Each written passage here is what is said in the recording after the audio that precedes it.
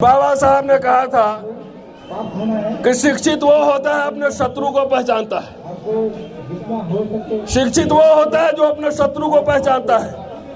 तो जो जिस समय अधिकार मिले वो अगर आपका शत्रु नंबर 1 है, अब बीजेपी अगर शत्रु नंबर 2 है, तो मुझे इस राजनीति से असहमति है। बीजेपी हमारा शत्रु नंबर 1 है, क्योंकि राज सत्ता सिर्फ संसद और विधानसभा नहीं चलाते हैं। उसके वकील, उसके इंटेलेक्चुअल, उसके अर्थशास्त्री, उसके नीति निर्माता ये चलाते हैं राज सत्ता। सब बात मोदी जी को नहीं पता होगा। हमारे लोगों में राजनीतिक चेतना बहुत आ गई, बहुत ज्यादा। और जब से राजनीतिक चेतना बढ़ने लगी, जो अधिकार हमें संविधान में मिले थे वो अधिकार एक दिन में नहीं मिले थे। वो अधिकार क्रमशः धीरे धीरे मिले थे। पूना पैक्ट, पॉलिटिकल रिप्रेजेंटेशन, संविधान में फिर नौकरियों, एकेडमिक इंस्टीट्यूशन में आरक्षण, फिर बाबा साहब के बाद सरकारी संस्थाएं बनी, पीएसयूज बने, पीएसयूज में आरक्षण। तब अभी हमारे कई साथी 4-4 लाख रुपए तनख्वाह ले रहे हैं, 4-4 लाख तनख्वाह ले रहे हैं। तो धीरे धीरे जो आरक्षण मिला था वो मोदी सरकार एक झटके में खत्म कर रही है। इसीलिए मेरे से पहले वक्ता ने ठीक ही कहा था कि ये लड़ाई व्यक्तिगत नहीं है, कि इंसान की नहीं है, ये विचारधारा की लड़ाई है। आजकल मुझे लगता है कि हमारे लीडर्स ने जो बड़े बड़े लीडर्स हैं देश में, उनको ब्राह्मण भगाने में सारी एनर्जी लग रही है। वो तमाम लीडर जो है कोई संवाद नहीं करते हैं किसी से, दिन भर बैठ के सिर्फ गाली देते हैं और भगाते हैं। दोस्तों, आदरणीय माने साहब, पृथ्वीराज जी, सम्मानित मंच और सभा में उपस्थित सभी साथी, आप सभी को जय भीम। आजकल सार्वजनिक कार्यक्रमों में मैं कम जा रहा हूँ, कुछ गंभीर काम में लगा हुआ हूँ। इसलिए मुझे लगता है 3-4 महीने बाद किसी मंच पे थोड़ा लंबा बोलने के लिए आया। लेकिन मैं मन की बात नहीं करता, काम की बात करता। एक तो माने साहब को बधाई दीजिए कि कम से कम 13 छोटे छोटे दलों का गठबंधन बनाया है और आज शायद मेमोरेंडम भी राष्ट्रपति को दिया है। क्योंकि लगातार हम लोग कुछ बात कहते आ रहे हैं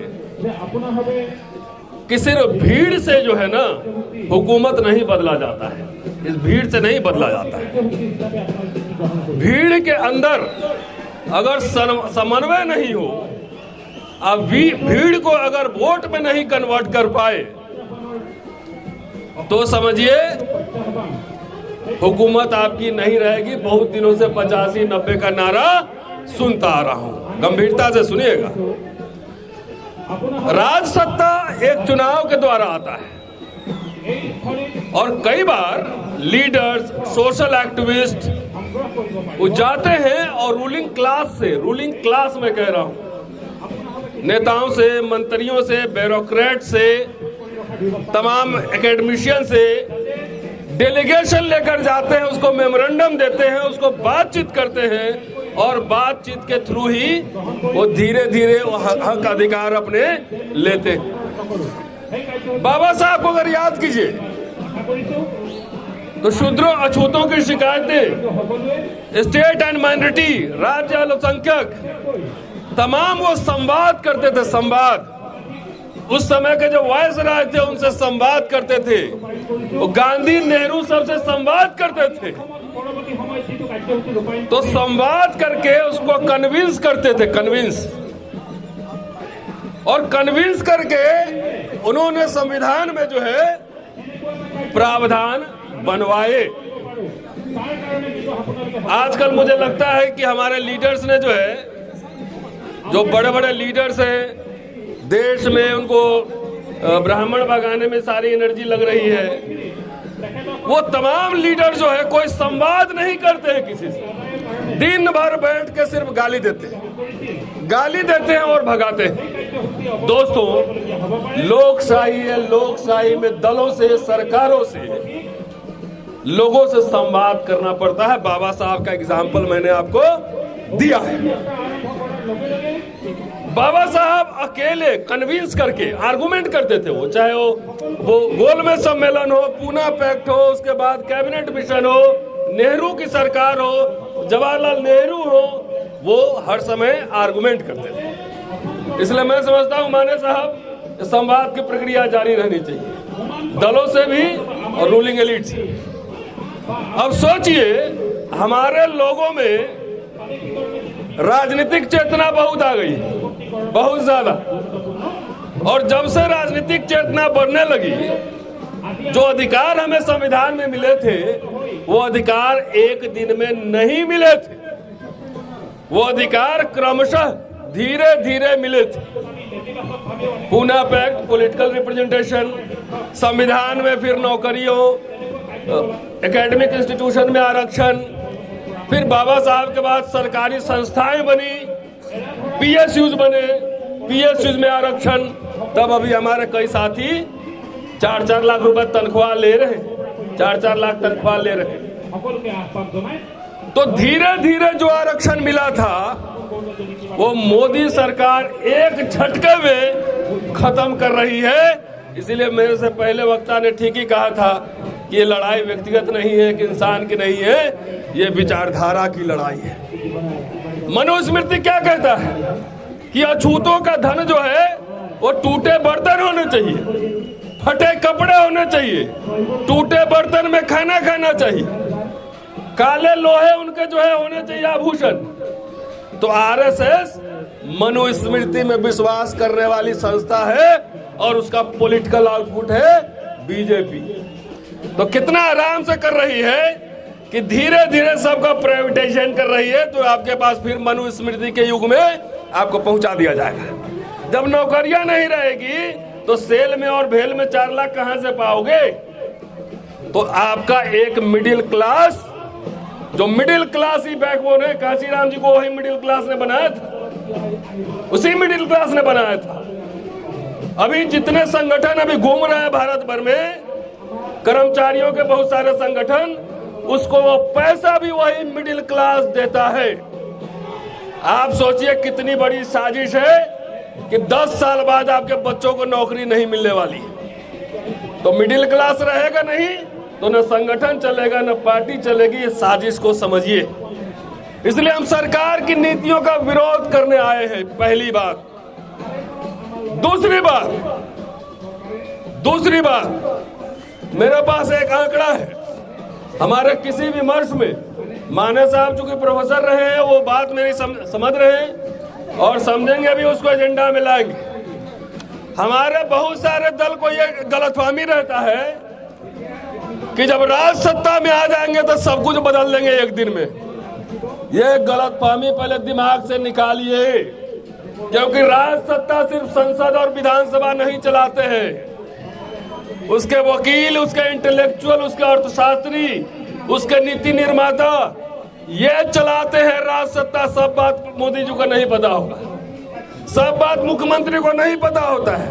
उसके आसपास जो उसके होते हैं ब्यूरोक्रेट्स होते हैं, इंटेलेक्चुअल्स होते हैं, राज सत्ता वो चलवाते हैं। इसलिए असली ताकत संस्थाओं के अंदर है, संस्थाओं के अंदर है। आखिर 600-700 साल मुसलमानों का शासन रहा इस देश में, तब भी ब्राह्मणवाद जिंदा रहा। वो कहां से जिंदा रहा? वो मठ मंदिर के थ्रू जिंदा रखा, उसी से एजुकेशन मिली। आजकल हमारे पूरे राजनीतिक विमर्श में कहीं भी एजुकेशन, शिक्षा पे कोई विमर्श नहीं है। एक तरफ आपकी नौकरियां और दूसरे तरफ आपके बच्चों के लिए विश्वविद्यालय और कैंपस टॉर्चर गृह, यातना गृह बनाए जा रहे हैं। अभी दर्शन सोलंकी का एग्जाम्पल है बॉम्बे आईआईटी में सुसाइड करने के लिए मजबूर कर दिया। अभी दिल्ली आईआईटी का आपने देखा होगा, सुसाइड करने के लिए मजबूर कर दिया। रोहित वेमुला, पायल तडवी, सारे कैंपसेस में, आईआईटी में, मेडिकल कॉलेजेस में, यूनिवर्सिटी में। और ये बात मैं क्यों कह रहा हूं, आपके बच्चे ही जब पंगु बनेंगे तो आने वाली पीढ़ियों के लीडर्स आप कहां से लाएंगे? काम अकेले हमारे माने साहब के करने से कुछ नहीं होगा।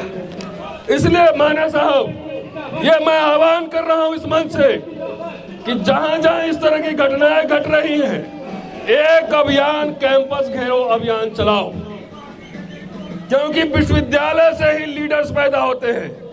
बाकी तो बहुत सारे डीलर घूमते ही रहते हैं, डीलर्स बहुत घूमते हैं। तो विश्वविद्यालय में ना आपके इंटेलेक्चुअल बनेंगे, ना बच्चे पढ़ेंगे, ना हिस्टोरियन बनेंगे, ना इंजीनियर बनेंगे, ना डॉक्टर बनेंगे, तो आपके सबसे ब्रिलियंट बच्चों को वहां कब्रगाह बना रहा है, कब्रगाह बना रहा है। ये मैं अपने अनुभव से मैं कह रहा हूं। अब एक आंकड़ा देता हूं, सरकारी आंकड़ा, और ये चल रहा है व्हाट्सएप पे, सरकार के संसद में पेश हुआ है कि 45 सेंट्रल यूनिवर्सिटी में हमको 5 MP बनाने से बेहतर है अगर मुझे मौका मिले तो 100 इंटेलेक्चुअल तैयार करेंगे, क्योंकि 100 इंटेलेक्चुअल 500 नेता पैदा कर देगा। ये समझिए, 45 सेंट्रल यूनिवर्सिटी में टोटल टीचिंग पोजीशन कितना है सुन लीजिए, 13,098। 13,098। जनरल कैटेगरी का 8,734, SC का 1421, ST का 625, OBC का 1901। परसेंटेज जोड़ लीजिएगा, परसेंटेज ये बता दूंगा। नॉन टीचिंग में पूरे विश्वविद्यालय में 20,199 टोटल, जनरल है 14,145, SC है मात्र 1958, ST है मात्र 1141, OBC है मात्र 2526। अब आइए जरा कैटेगरी बता देता हूं।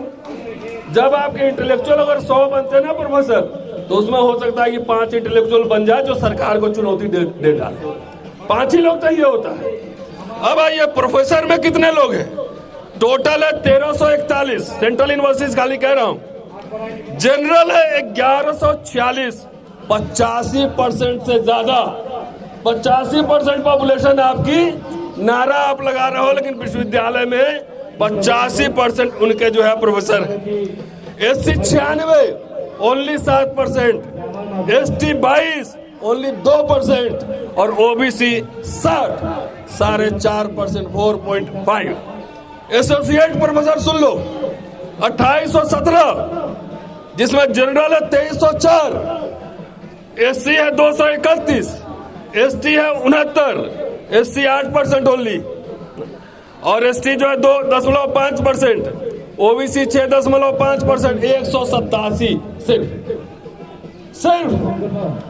Assistant professor 8,940, general 5284, SC 1094, 12%, ST 534, 6%, और OBC 1654, 18.5%। Vice chancellor total 45, SC 1, ST 1, OBC 5, registrar 45, SC 2, ST 2, OBC 3। तो वाइस चांसलर और रजिस्ट्रार में 45 जोड़ के देख लो आपके परसेंटेज कितने हैं। आपको क्या लगता है कि ये राजनीति सिर्फ इलेक्शन में लड़ाई लड़ी जाती है? अरे आपके लोगों का दमन हो रहा है, हकमारी हो रहा है। 10,000 प्रोफेसर बनवाओगे तो उसका अगर 1% भी अगर ढंग का इंसान निकल गया, 1% भी, उसका एग्जाम्पल सामने उनसे डरता नहीं।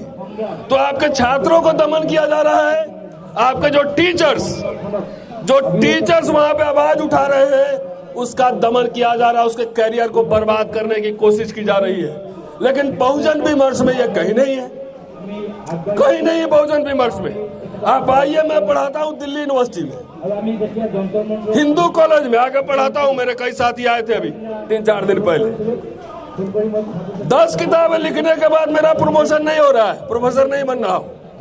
5 साल से किताब लिखने के लिए छुट्टी मांग रहा हूँ, कानून अधिकार होने के बावजूद नहीं मिल रहा है। अगर आवाज उठाओ तो महिला उत्पीड़न कानून में फंसा देगा, वो भी मैं लड़ चुका, आज तक रिपोर्ट वापस नहीं मिली है। उससे भी नहीं जीतेगा तो हमारे एक दोस्त है चंद्रभान प्रसाद, वो कहते हैं जब सवर्ण आपसे जीतते नहीं है तर्क करने में तो आपके घर के आसपास कूड़ा फेंकवाते हैं। तो आके देखिए ऐसे सड़े गले मानसिकता वाले प्रिंसिपल से मैं लड़ रहा हूँ। आपको लग रहा होगा कि व्यक्तिगत लड़ाई है, अरे व्यक्तिगत लड़ाई होती तो मैं चुपचाप बैठ जाता, इनसे आंख में आंख मिला के क्यों लड़ता, अपने करियर क्यों दांव पे लगाता। सवाल ये इसलिए उठा रहा हूँ, आज सिर्फ शिक्षा में मैंने सवाल उठाई है कि आपके बच्चों के लिए, आपके भाई के लिए, आपके बहन के लिए जो पढ़ा भी रहा है, डर के मारे बोल नहीं रहा है कि बोल देंगे तो आरएसएस बीजेपी वाले लोग बैठे हुए हैं उसको विक्टिमाइज करेगा। लेकिन मैं दावे के साथ कह रहा हूँ कि हमारे जैसे कुछ लोग होंगे जो आवाज उठाएंगे, उनसे लड़ेंगे, अरे कैरियर वैरियर देखा जाएगा, जो होगा अंतिम में आप लोग के बीच चले आएंगे, क्या दिक्कत है। लेकिन इसीलिए इस तरह से टॉर्चर किया जाता है कि आपके लोग आपके समाज के लिए आवाज न उठाए, सरकार और व्यवस्था की क्रिटिक नहीं करे। इसलिए जितने अधिकार होना चाहिए विश्वविद्यालयों में, आईआईटी में, आपके अधिकार मारे जा रहे हैं। सारा निजीकरण करके सब कुछ बर्बाद किया जा रहा है आपके हक हकूक को। 10-20 साल ठहर लो, 10-20 साल में जो है ना लड़की के शादी के लिए सरकारी लड़का नहीं मिलेगा, ये मोदी साहब आपका इंतजाम कर रहे हैं। लेकिन तब भी जो है कई दलित संगठन, कई दलित पार्टी, उनको बीजेपी अपना शत्रु नंबर नहीं दिखता है। कई नेता वो जाके उसी गोद में बैठ जाते हैं जो आपके पूरे हक हकूक, आपके पूरी आने वाली पीढ़ियों की हकमारी कर रहा है। इसलिए शत्रु को पहचानिए। चलते चलते सिर्फ मैं ये कह रहा हूँ कि बाबा साहब ने कहा था, 2 कोट में बता रहा हूँ कि बाबा साहब ने कहा था कि शिक्षित वो होता है अपने शत्रु को पहचानता है।